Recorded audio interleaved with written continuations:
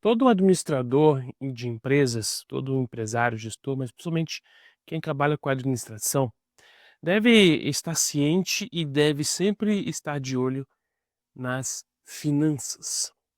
Como eu disse nas aulas anteriores, a área financeira é uma das grandes áreas da administração. Isso por quê?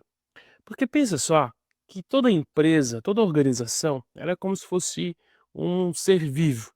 Vamos colocar assim que ela é um ser vivo.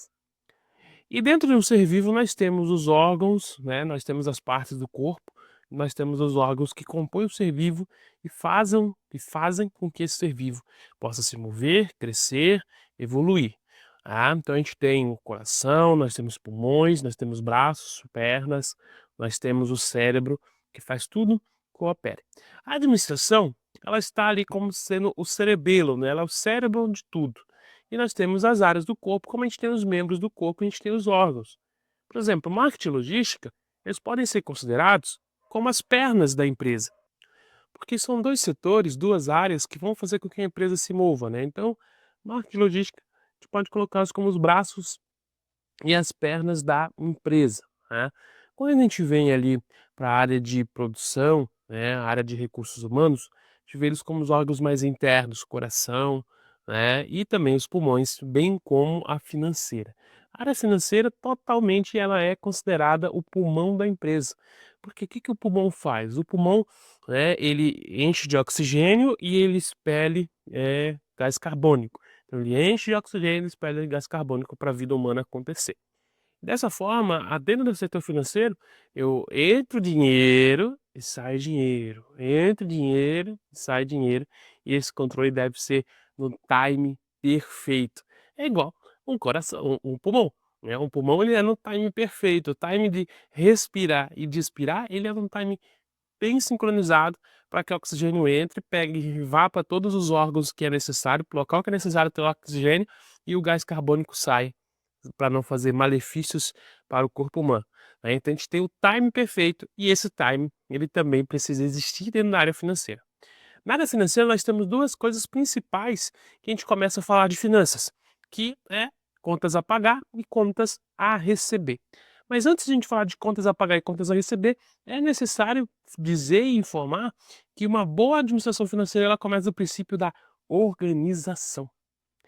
Vem da questão de ser organizado. Uma área financeira o administrador financeiro dentro de uma empresa, ele precisa ser organizado.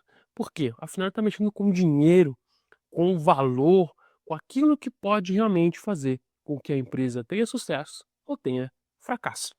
E esse ponto ele é primordial, essencial e faz todo sentido que a gente bate nele, a organização. A organização começa desde o momento em que o administrador financeiro cria-se o planejamento financeiro da empresa. Dentro desse planejamento financeiro da empresa, o administrador financeiro dentro da área financeira ele entende quais são todas as áreas da empresa, todos os setores que a empresa atua e quais são as despesas e as receitas recorrentes de cada área. Mas como assim? Tem áreas que vai ter receitas e despesas, tem áreas que vão ter só despesas. Mas o foco é que eu preciso entender quais vão ser essas áreas, quais são esses setores e classificá-los dentro do meu planejamento financeiro. Como, por exemplo, a área de vendas. A área de vendas, ela tem uma certa despesa e ela tem a sua receita. Agora, a área do setor de recursos humanos dificilmente vai ter receita. Porque como que eu vou fazer receita dentro de recursos humanos? Não tem como. Agora eu tenho outras áreas que eu posso fazer, por exemplo, o setor da produção, ele também tem a sua receita, porque ele produz os produtos que eu vou vender, então ele tem uma receita que ele produz também, eu preciso estar sempre ciente disso. Para quê?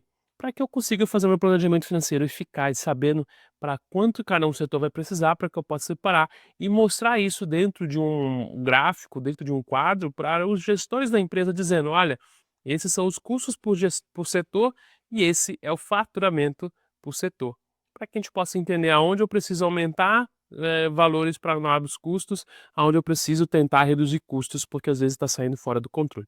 Esse é o ponto principal. Depois nós vamos, então, falar de contas a pagar e contas a receber. Contas a pagar, como você deve já perceber, são todas as contas que a empresa precisa pagar para custear a sua operação. Toda empresa, ela opera, toda empresa ela tem despesas, ela tem custos e ela precisa pagar, como por exemplo, fornecedores, ela precisa pagar funcionários, ela precisa pagar impostos, ela precisa pagar terceiros, ela precisa pagar prestadores de serviço. Tem muitas pessoas que a empresa vai precisar de pagar para que ela consiga ter a sua operação saudável, para que ela consiga estar operando de maneira legal. E essas contas a pagar, elas precisam estar organizadas com as datas respectivas do pagamento. E eu preciso, como administrador financeiro, ter essa organização, por quê? Imagine só que eu tenho as datas para pagar, eu preciso pagar funcionário no quinto dia útil do mês, do dia 5 ao dia 7. Tenho fornecedores, tenho prestadores de serviços, tenho impostos a pagar.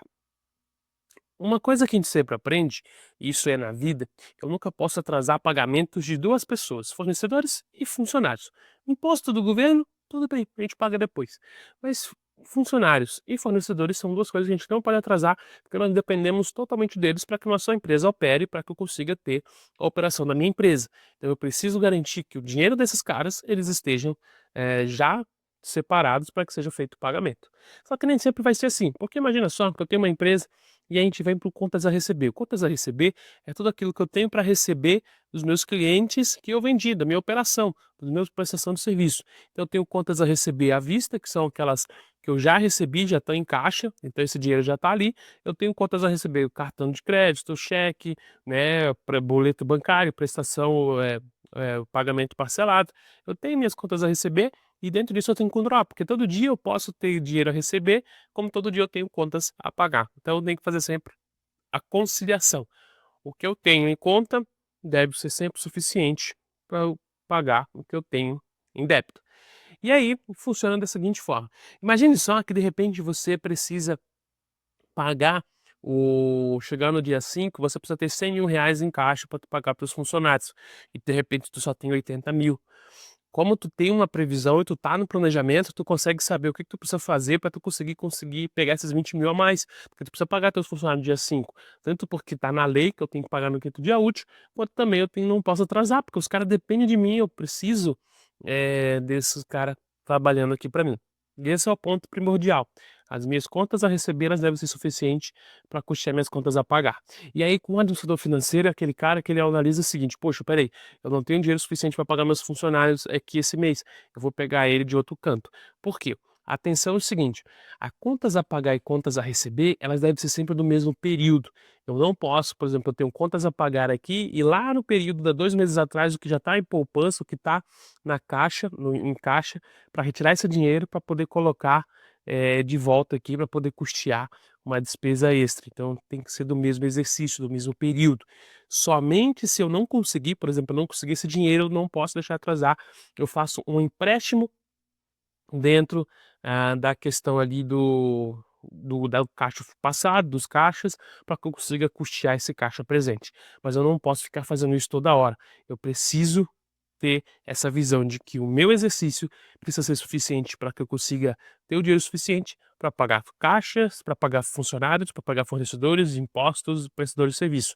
Essa é a grande visão. E eu só consigo isso através do meu planejamento financeiro, que vai nortear o planejamento dos outros setores, né? Marketing, RH, produção, todos esses outros setores, essas outras áreas, elas precisam ser norteadas dentro de um caminho e tudo começa no financeiro.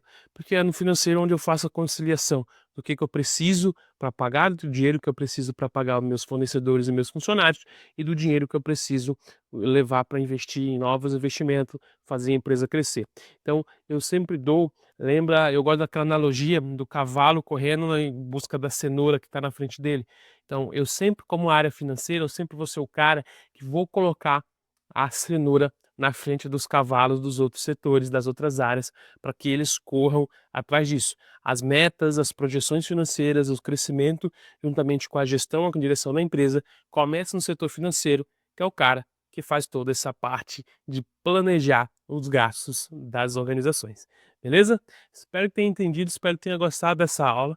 Eu te vejo na próxima aula. Fique comigo e por enquanto, vamos que vamos.